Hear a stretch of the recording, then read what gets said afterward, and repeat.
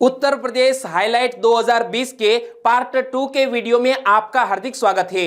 जनवरी 2020 से लेकर नवंबर 2020 तक यानी कि पिछले 11 महीनों में कौन कौन सी बड़ी खबरों को कवर करते हुए उत्तर प्रदेश हाईलाइट में रहा है, यह इस वीडियो में आपको देखने को मिलेगा। यदि आप उत्तर प्रदेश से बिलोंग करते हैं और उत्तर प्रदेश के स्टेट लेवल के एग्जामिनेशन की प्रिपरेशन कर रहे हैं तो इस वीडियो से आपको निश्चित तौर ही फायदा मिलेगा। तो यह वीडियो पूरा देखिए। चलिए पार्ट 2 को स्टार्ट करते हैं 31वें क्वेश्चन से, क्योंकि पहले पार्ट में 1 से 30 क्वेश्चन को लेकर हमने चर्चा की थी और यहां हम स्टार्ट करते हैं 31वें क्वेश्चन से। हाल ही में सुर्खियों में रहा कुशीनगर हवाई अड्डा किस राज्य में स्थित है? कुशीनगर हवाई अड्डा उत्तर प्रदेश राज्य में स्थित है और अंतरराष्ट्रीय सीमा के काफी नजदीक होने के कारण यह हवाई अड्डा सामरिक दृष्टिकोण से काफी महत्वपूर्ण है। कुशीनगर उत्तर प्रदेश के उत्तर पूर्वी हिस्से में स्थित है और इसे गोरखपुर से 50 किलोमीटर के पूर्व में है और इसलिए यह दोस्तों सुर्खियों में रहा था कुशीनगर हवाई अड्डा। 32वां क्वेश्चन, हाल ही में सुर्खियों में रहा शिवालिक वन किस राज्य में स्थित है? शिवालिक वन भी उत्तर प्रदेश राज्य में स्थित है और सहारनपुर मंडल के आयुक्त ने उत्तर प्रदेश सरकार को सहारनपुर मंडल में आने वाले शिवालिक वन को टाइगर रिजर्व घोषित करने का प्रस्ताव दिया था, इसीलिए सुर्खियों में रहा था। और यदि सरकार इस प्रस्ताव को स्वीकार कर लेती है तो यह उत्तर प्रदेश का चौथा टाइगर रिजर्व होगा और इसलिए आपको यह याद रखना है। और वर्तमान में उत्तर प्रदेश में कुल 3 टाइगर रिजर्व है, जिसमें Pilibhit tiger reserve, Amangarh tiger reserve और दुधवा टाइगर रिजर्व शामिल है, यानी कि 3 टाइगर रिजर्व उत्तर प्रदेश में है। ओके, 33वां क्वेश्चन, मिशन वृक्षारोपण 2020 अभियान किसने शुरू किया? मिशन वृक्षारोपण 2020 अभियान भी उत्तर प्रदेश की सरकार ने शुरू किया और मिशन वृक्षारोपण 2020 अभियान के तहत उत्तर प्रदेश में कितने पौधे लगाए गए? 5 जुलाई को 25 करोड़ से अधिक पौधे लगाए गए और गुरु पूर्णिमा के अवसर पर वृक्षारोपण अभियान शुरू किया गया था और इसलिए कई लोगों ने अपने गुरुओं के सम्मान में भी पौधे लगाए। मिशन वृक्षारोपण अभियान के तहत 201 से अधिक प्रजातियों के औषधीय, फल देने वाले, पर्यावरण, छायादार, चारे और अन्य महत्वपूर्ण पौधे लगाए गए।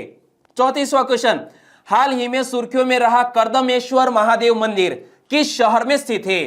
कर्दमेश्वर महादेव मंदिर इमेज में देख सकते हैं, वो वाराणसी में स्थित है, यानी कि इस क्वेश्चन का सही आंसर था वाराणसी। यहां पढ़िए, कर्दमेश्वर महादेव मंदिर बनारस का सबसे पुराना मंदिर है और वाराणसी के दक्षिणी छोर पर स्थित कंदवा पोखरे के किनारे बसा कर्दमेश्वर महादेव मंदिर काशी के प्राचीन शिव मंदिरों में से बहुत ही महत्वपूर्ण है और काशी की धार्मिक और महत्वपूर्ण पंचक्रोशी यात्रा का यह प्रथम विश्राम स्थल भी है। जी हां, पंचक्रोशी यात्रा का यह प्रथम विश्राम स्थल है और यहां श्रद्धालु अपनी पंचक्रोशी यात्रा के दौरान एक दिन विश्राम करते हैं और मान्यता है कि कर्दम ऋषि ने मंदिर में शिवलिंग की प्राण प्रतिष्ठा की और यही वजह से इसे कर्दमेश्वर मंदिर का नाम दिया गया है। 35वां क्वेश्चन, हाल ही में किस राज्य की सरकार ने नवीन रोजगार छतरी योजना शुरू की? नवीन रोजगार छतरी योजना किसने शुरू की? उत्तर प्रदेश की सरकार ने। और नवीन रोजगार छतरी योजना का उद्देश्य क्या है?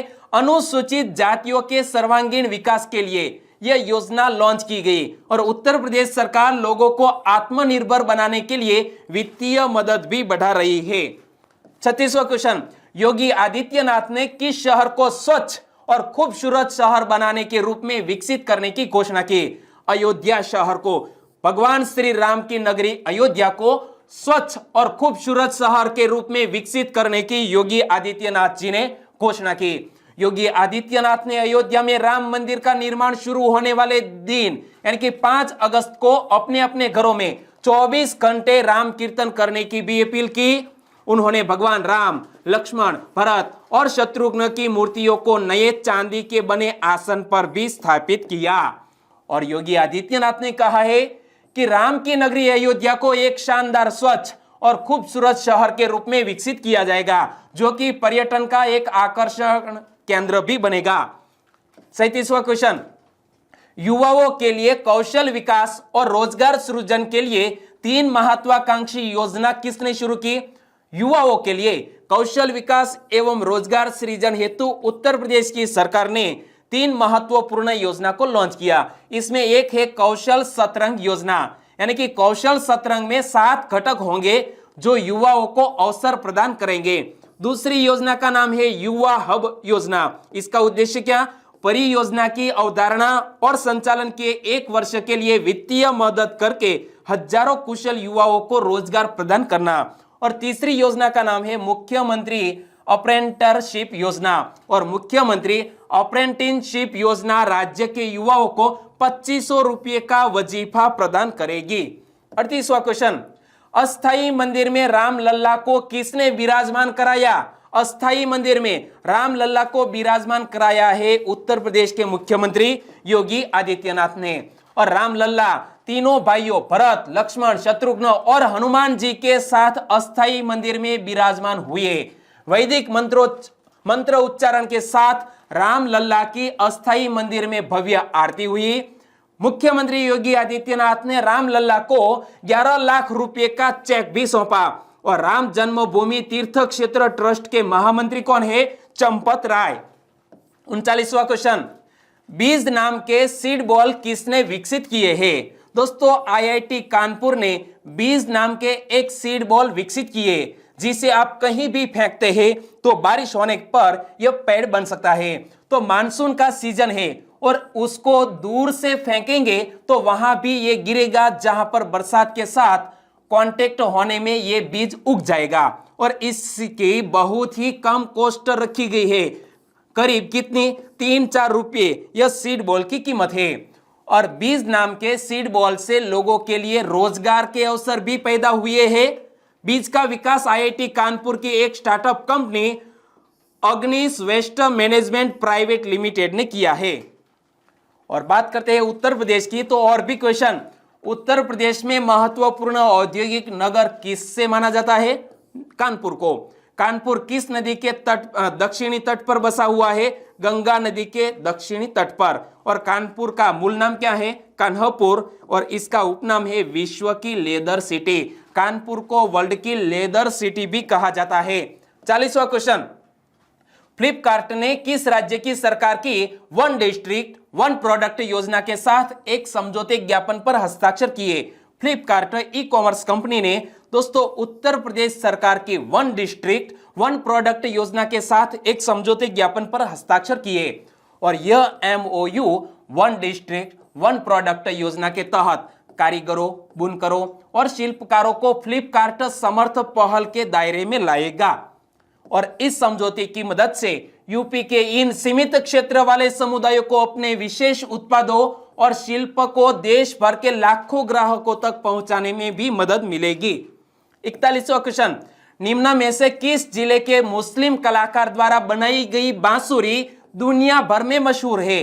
दोस्तों, इस जिले का नाम है पीलीभीत।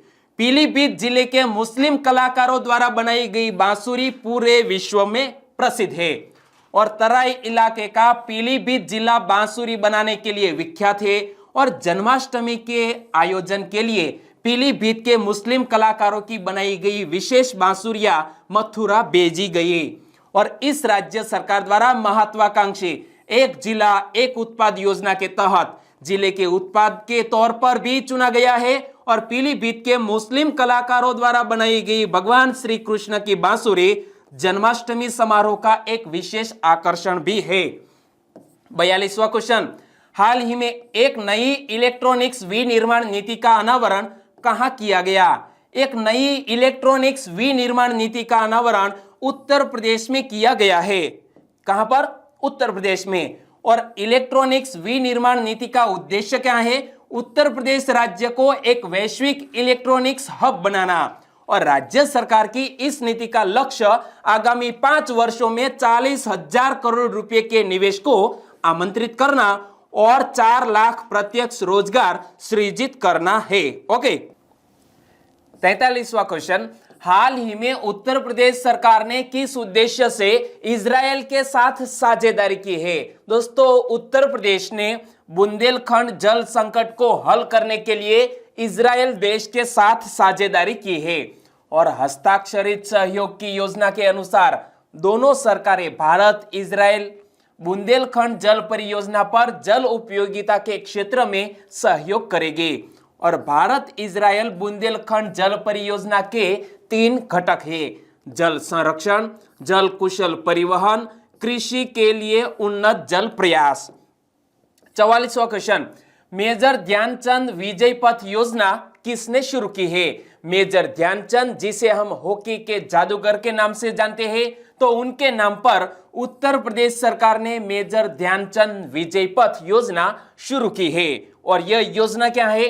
तो मेजर ध्यानचंद विजय पथ योजना के तहत उत्तर प्रदेश राज्य के 19 अंतरराष्ट्रीय खिलाड़ियों के घरों तक पक्की सड़कें बनाई जाएगी और इस योजना से लाभान्वित होने वाले 19 अंतरराष्ट्रीय खिलाड़ी हैं और भारतीय तेज गेंदबाज इसमें भुवनेश्वर कुमार, पूर्व तेज गेंदबाज प्रवीण कुमार, पीयूष चावला और मोहम्मद कैफ भी शामिल है।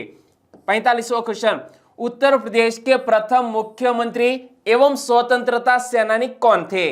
दोस्तों, उत्तर प्रदेश के प्रथम मुख्यमंत्री एवं स्वतंत्रता सेनानी गोविंद वल्लभ पंत थे और यह हम देख सकते हैं गोविंद वल्लभ पंत को। और यह मैंने आपको करंट अफेयर में क्यों बताया था? क्योंकि 10 सितंबर 1887 को गोविंद वल्लभ पंत का जन्म हुआ था और उत्तराखंड राज्य के अल्मोड़ा जिले के खूंट यानी कि धामस नामक गांव में ब्राह्मण परिवार में वो जन्मे थे। वे उत्तर प्रदेश के प्रथम मुख्यमंत्री एवं स्वतंत्रता सेनानी थे और बाद में गोविंद वल्लभ पंत भारत के गृह मंत्री भी बने। कब? 1955 से लेकर 1961 तक भारत के गृह मंत्री भी बने थे और भारतीय संविधान में हिंदी भाषा को राष्ट्र भाषा का दर्जा दिलाने और जमींदारी प्रथा को खत्म कराने में उनका महत्वपूर्ण योगदान था।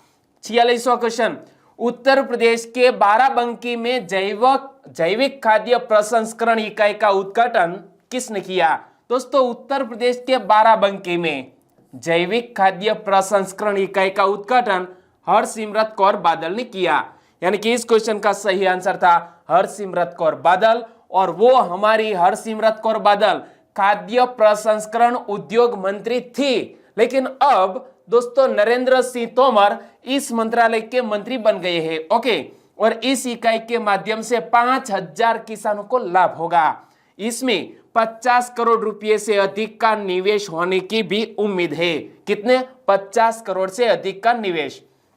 47वां क्वेश्चन, पोषण माह में कुपोषित बच्चों के परिवारों को किस राज्य की सरकार द्वारा गाय दी जाएंगी? दोस्तों, पोषण माह के दौरान हाल ही में उत्तर प्रदेश की सरकार ने घोषणा की है कि जो भी कुपोषित बच्चे हैं उनके परिवारों को राज्य सरकार के द्वारा गाय दी जाएंगी। और इनसे जुड़े हुए और भी क्वेश्चन थे कि उत्तर प्रदेश में राष्ट्रीय पोषण माह कब से शुरू किया गया? 7 सितंबर से। और पोषण माह की टैगलाइन क्या है? उत्तम पोषण, उत्तर प्रदेश रोशन। उत्तर प्रदेश सरकार द्वारा चलाए जा रहे राष्ट्रीय पोषण माह का उद्देश्य क्या है? कुपोषण की दर को कम करना। और उत्तर प्रदेश सरकार ने किस योजना के तहत कुपोषित परिवारों को बेसहारा गाय उपलब्ध कराने का फैसला किया है? मुख्यमंत्री निराश्रित बेसहारा गोवंश सहभागिता योजना के तहत ऐसे कुपोषित परिवारों को बेसहारा गाय उपलब्ध कराने का फैसला किया है और यह गाय कुपोषित बच्चे या महिला के परिजनों को दी जाएगी। साथ ही उन्हें 900 रुपये प्रति महीने गाय के भरण पोषण के लिए भी दिए जाएंगे। 48वां क्वेश्चन, उत्तर प्रदेश के मेरठ के बीच प्रस्तावित देश की पहली रैपिड रेल का डिजाइन किससे प्रेरित है? दोस्तों, उत्तर प्रदेश के मेरठ के बीच यह प्रस्तावित देश की पहली रैपिड रेल का डिजाइन लोटस टेम्पल से प्रेरित है। यानी कि इस क्वेश्चन का सही आंसर है लोटस टेम्पल। आपने दिल्ली में देखा होगा। तो राष्ट्रीय राजधानी दिल्ली से उत्तर प्रदेश के मेरठ के बीच प्रस्तावित देश की पहली rapid rail India first rapid train का डिजाइन तैयार हो गया है और ट्रेन का फर्स्ट लुक जारी कर दिया गया है, जिसकी डिजाइन दिल्ली के प्रतिष्ठित लोटस टेम्पल से प्रेरित है और यह ट्रेन दिल्ली गाजियाबाद मेरठ गलियारे पर अधिकतम 180 किलोमीटर प्रति घंटे की रफ्तार से दौड़ सकेगी। और रेल के पहले लुक का अनावरण किसने किया? केंद्रीय आवास एवं शहरी विकास मंत्री के सचिव दुर्गा शंकर मिश्रा ने। किसने? दुर्गा शंकर मिश्रा ने इस पहले लुक का अनावरण किया।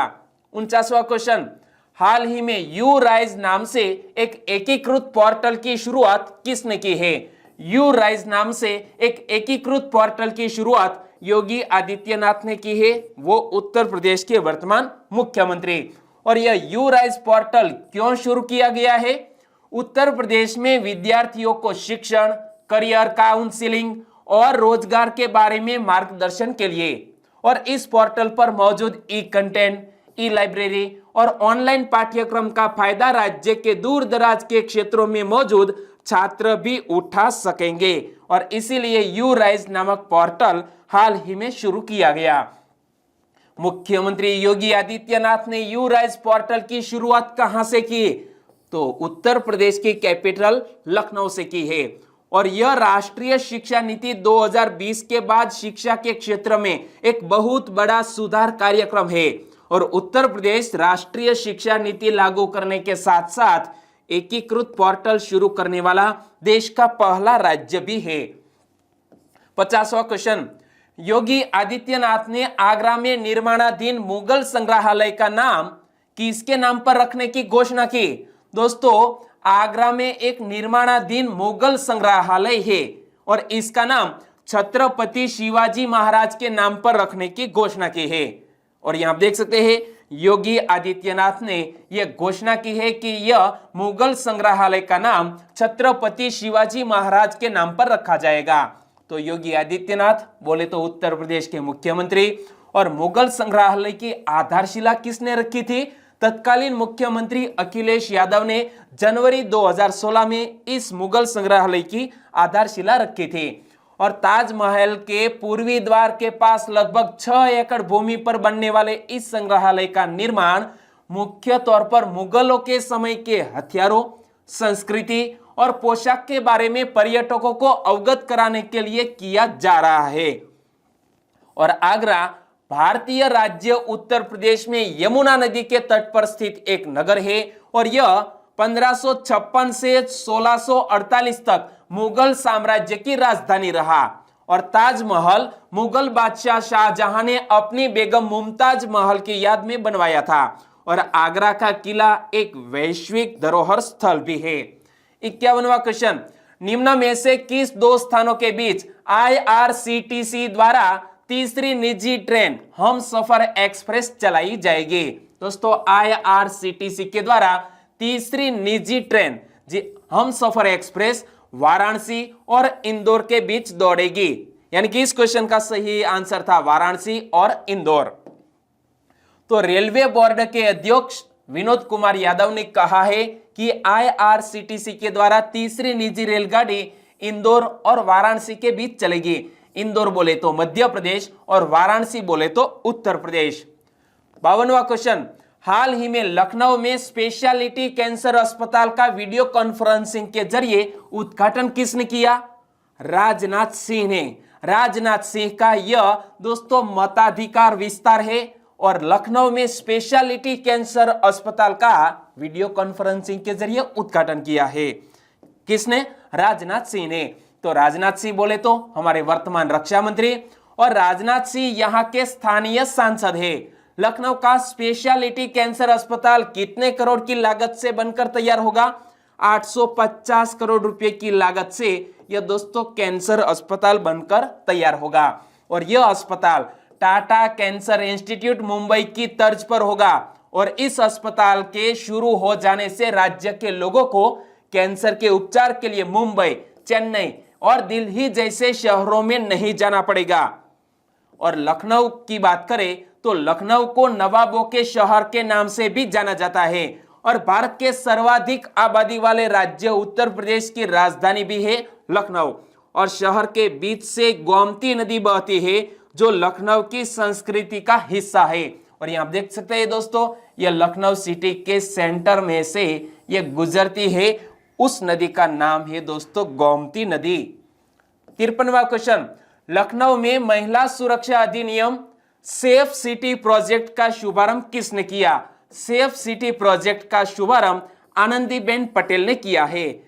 कहां पर? लखनऊ में। यानी कि इस क्वेश्चन का सही आंसर है ऑप्शन ए, आनंदीबेन पटेल, जो वर्तमान में उत्तर प्रदेश एवं मध्य प्रदेश की राज्यपाल है। तो आनंदीबेन पटेल बोले तो उत्तर प्रदेश की राज्यपाल। और सेफ सिटी प्रोजेक्ट 180 दिनों तक चलने वाला एक अभियान है। सेफ सिटी प्रोजेक्ट का मुख्य उद्देश्य सार्वजनिक स्थानों पर महिलाओं के लिए सुरक्षित, संरक्षित और सशक्त माहौल तैयार करना है। और अभियान के तहत उत्तर प्रदेश की राज्यपाल ने 100 गुलाबी स्कूटर और 10 चार पहियों पुलिस वाहनों को हरी झंडी दिखाकर रवाना भी किया, इमेज में देख सकते हैं। और यह गृह मंत्रालय की एक मिशन मोड पहल भी है। 54वां क्वेश्चन, साल 2019 में घरेलू सैलानियों को आकर्षित करने में किसने टॉप किया है? दोस्तों, घरेलू सैलानियों को आकर्षित करने के मामले में उत्तर प्रदेश ने टॉप किया। यानी कि इस क्वेश्चन का सही आंसर था उत्तर प्रदेश। तो पर्यटन मंत्रालय द्वारा जारी भारतीय पर्यटन सांख्यिकी 2020 के अनुसार साल 2019 में राज्य में आने वाले सबसे अधिक घरेलू पर्यटकों को आकर्षित करने में उत्तर प्रदेश ने शीर्ष स्थान प्राप्त किया है। और घरेलू पर्यटकों की बात करें तो वर्ष 2019 में लगभग 53.6 करोड़ यात्रियों ने उत्तर प्रदेश का दौरा किया। और दूसरे स्थान पर रहा है तमिलनाडु और तीसरे स्थान पर रहा है आंध्र प्रदेश। और विदेशी पर्यटकों के मामले में शीर्ष स्थान पर कौन रहा? तमिलनाडु। तकरीबन 68 लाख विदेशियों को आकर्षित करने में सक्सेस रहा तमिलनाडु। दूसरे स्थान पर महाराष्ट्र, तकरीबन 55 लाख से अधिक विदेशी यात्रियों ने महाराष्ट्र की विजिट की। तो तीसरे स्थान पर उत्तर प्रदेश, तकरीबन 47 लाख से अधिक विदेशी पर्यटकों ने उत्तर प्रदेश का दौरा किया। 55वां क्वेश्चन, डिजिटल फॉर्मेट में अध्ययन के लिए डिजिटल लाइब्रेरी किसने शुरू की है? डिजिटल फॉर्मेट में अध्ययन करने के लिए उत्तर प्रदेश ने एक डिजिटल लाइब्रेरी शुरू की है। और उत्तर प्रदेश सरकार ने किसके लिए डिजिटल फॉर्मेट में अध्ययन के लिए डिजिटल लाइब्रेरी शुरू की है?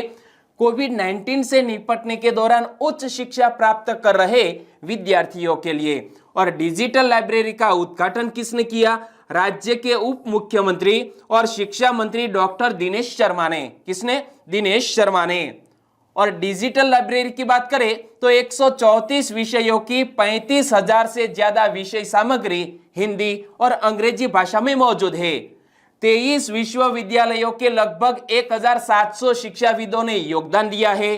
सर्वश्रेष्ठ उपलब्ध शिक्षकों के लिए लेक्चर भी यहाँ मौजूद है। और ऑडियो विजुअल फॉर्मेट में भी पाठ्य सामग्री मौजूद है यह डिजिटल लाइब्रेरी में। ओके दोस्तों, और 56वां क्वेश्चन, निम्न में से किस राज्य की सरकार ने प्रत्येक जिले में मानव तस्करी विरोधी पुलिस स्टेशन स्थापित करने का निर्णय लिया? दोस्तों, यहां प्रत्येक जिले में मानव तस्करी विरोधी पुलिस स्टेशन स्थापित करने का निर्णय भी उत्तर प्रदेश की सरकार ने लिया है। यानी कि इस क्वेश्चन का सही आंसर था उत्तर प्रदेश। और उत्तर प्रदेश सरकार 40 नई मानव तस्करी विरोधी इकाइयों की स्थापना करने जा रही है, जो जिलों में पुलिस थानों की तहत काम करेगी और मामले दर्ज करने के बाद जांच का संचालन भी करेगी।